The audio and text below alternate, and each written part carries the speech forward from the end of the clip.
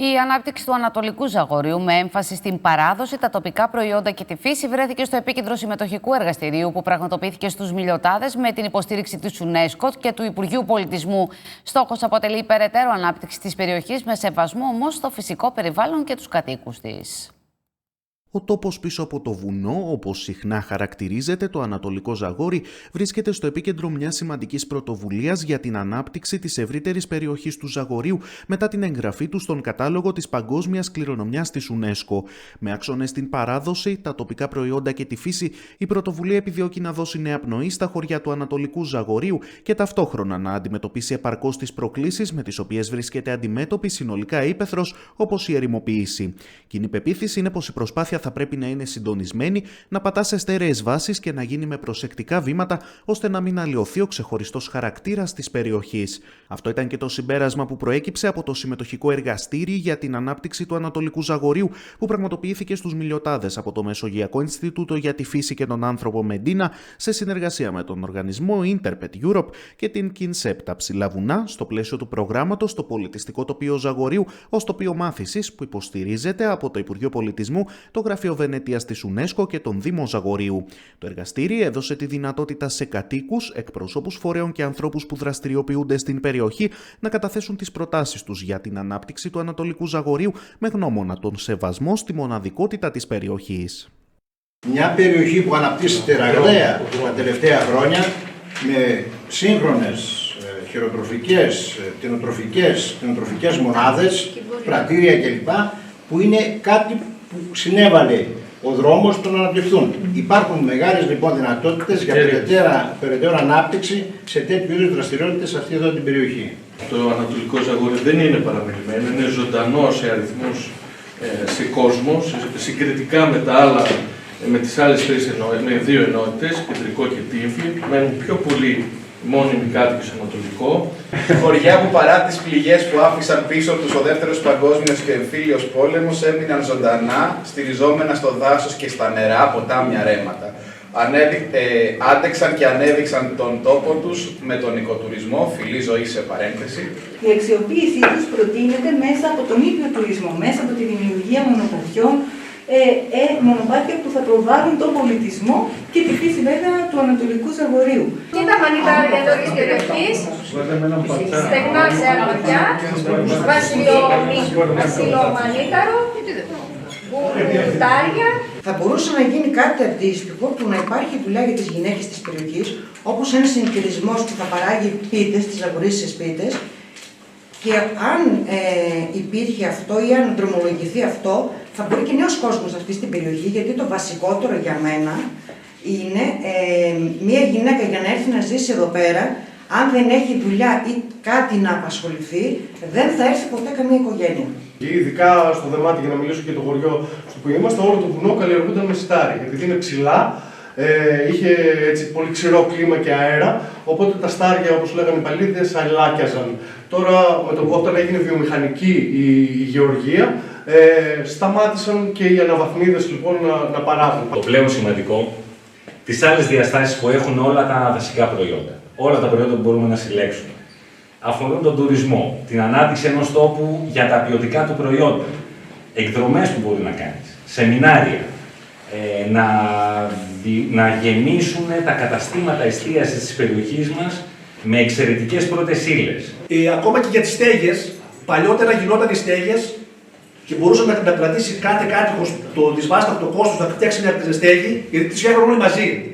Εμείς οι νεοζαγορείσοι, αν δεν συνειδητοποιηθούμε ότι είμαστε κάτοικοι, δεν είναι σημασία καταγωγής, βρεθήκαμε τώρα εμείς στο Ζαγόρι. Εμείς στα χέρια μας είναι.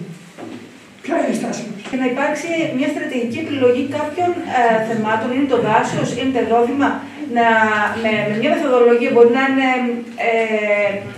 ας πούμε, εμείς έχουμε δοκιμάσει στο Πανεπιστήμιο αρκετές φορές το design thinking, που είναι μια πολύ ωραία μεθοδολογία να φτάσουμε σε ένα αποτέλεσμα, τουλάχιστον επεξεργάσιμο και όχι μόνο ιδανικό, ιδεατό, ένα ρομαντικό όραμα. Ρώτησε Γρηγόρη, εσείς παίζατε παράδοση στα πανηγύρια. Εννοείται, λέει ο Γρηγόρης, μόνο παράδοση παίζαμε.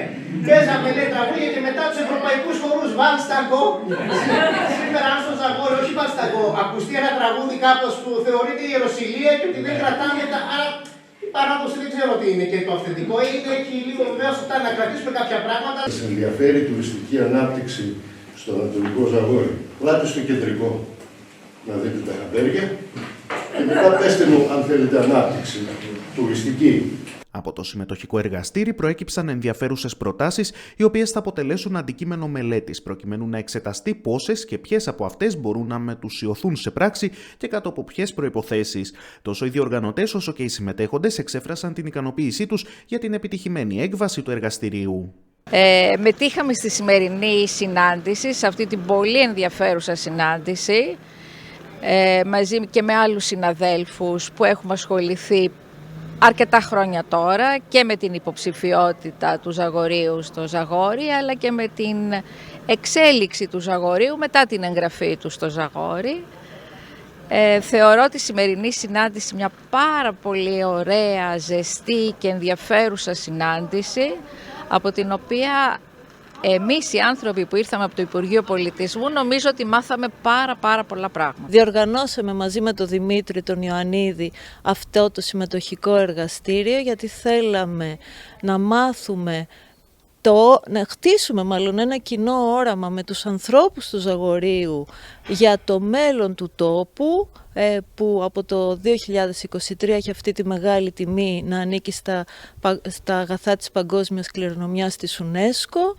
Θεωρούμε ότι το Ζαγόρι είναι ένα, είναι διατηρημένο και πολύτιμο σαν κόσμημα, αλλά ταυτόχρονα είναι και εύθραστο και έχει πάρα πολλές προκλήσεις και προσπαθούμε να βγουν λύσεις και ιδέες για το μέλλον του. Καταθέσαν ιδέες, απόψεις, πώς μπορεί το Ανατολικό Ζαγόρι να αποτελέσει βάση ανάπτυξης και αν θέλετε προοπτικής. Ευχαριστούμε πάρα πολύ που ήταν σήμερα εδώ και την κυρία Γερίση μαζί με τις συνεργάτηδές της, την κυρία Γεωργοκοπούλου και την κυρία Μπενίση, οι οποίοι ήταν η ψυχή για την ένταξη του Ζαγορίου στο πολιτιστικό τοπίο της UNESCO. Ήταν πολύ θετική η παρουσία τους, τους ευχαριστούμε από καρδιάς. Ήταν ευχάριστο ότι υπήρχαν πάρα πολλοί άνθρωποι οι οποίοι παρακολούθησαν τη σημερινή συζήτηση, συμμετείχαν,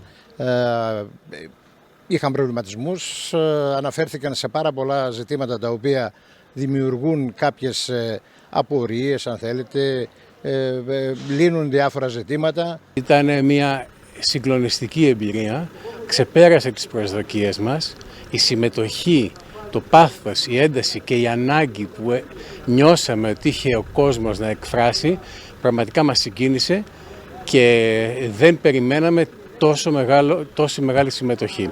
Ήταν μια πολύ όμορφη μέρα σήμερα, μαζεύτηκαν άνθρωποι από όλο το Ζαγόρι και το Υπουργείο Πολιτισμού και οι οργανισμοί που ήμασταν εδώ πέρα σήμερα. Νομίζω ότι το πρώτο πράγμα που αναδείχθηκε είναι ότι ο τόπος χρειάζεται κόσμο, χρειάζεται συσπήρωση αυτού του κόσμου, να μπορέσουν να συνεργαστούν, να παράξουν ξανά στον τόπο τους και να ζωντανέψουν οι κοινότητες της περιοχής. Θέλω να δω νέους να επιστρέψουν στο χωριό μας, διότι το έχουμε ανάγκη. Θερμή παράκληση. Το χωριό μας είναι ένα από τα ιστορικά χωριά και θα ήθελα οπωσδήποτε τη συμπαράσταση της πολιτείας να μπορέσουν να κοιτάξουν τους δρόμους και ό,τι άλλο μπορούν να έχουν δυνατότητα. Αναδείχθηκαν όλα τα ζητήματα που αφορούν την τοπική κοινωνία και γενικότερα το Ανατολικό Ζαγόρι. Θεωρούμε ότι μέσα από αυτό θα προβούμε και σε αντίστοιχες δράσεις, όλοι όσοι εμπλέκονται τέλος πάντων με αυτό που λέμε διαχείριση του πολιτιστικού τοπίου.